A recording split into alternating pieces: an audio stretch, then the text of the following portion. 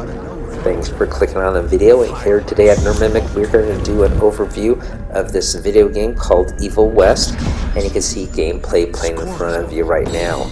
So this was developed by Flying Wild Hog. It's known for doing the remakes for Shadow Warrior, which I never thought was a great game, and then they came out with Trek to Yumi, which was much more interesting, but it was a small indie samurai type game. And then they came out with this game, which is their first try at a AAA title. So I think it does a pretty good job. This game came out a year ago, last Halloween season, and I was always hoping that it would drop down to $20 in the budget bin, but it never did. In fact, it has increased in price, almost double, and I was able to get lucky and find a copy for MSRP, so I decided to pick it up. I think that has to do with it being a sort of a cult favorite, but also the scarcity, as it hasn't been mass produced. It comes out with a small publisher by Focus Entertainment. So the gameplay is pretty cool.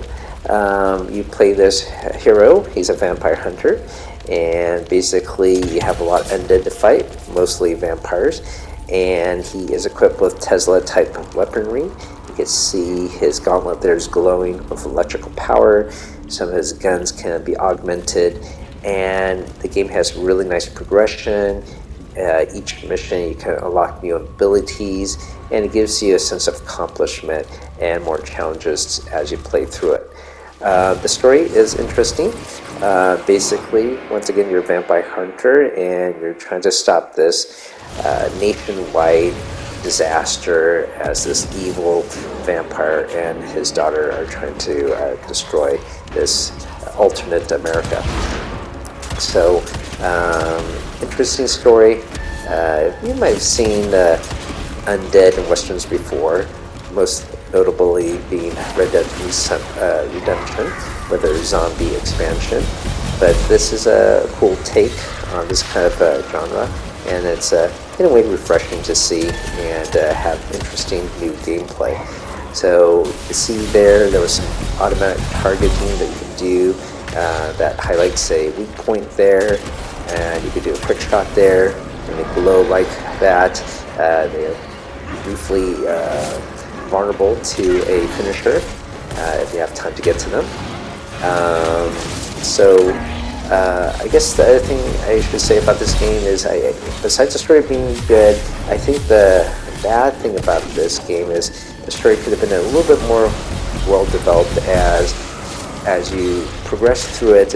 I thought this was actually a sequel to a game, or I missed some introduction, but it sort of jumps you right into the story there. Some of the cuts are a little bit jarring between the cutscenes and the mission that you start, so I think they could have had a more smoother transition, and but that might have been part of the editing, or sometimes when they develop these games they make cutscenes months ahead while they're making the levels and have to do some modifications, but it's a minor quibble, but a little bit jarring nonetheless. As you get further into the game, the story makes more sense, so I guess it all balances out in the end. The gameplay, as you can see here, it's not quite like Devil May Cry where you dodge and it slows down the time. However, if you dodge, you do gain brief invulnerability. You have a shield that you can put up. You can replenish health that's on the cooldown, and these become more powerful as you progress through the game.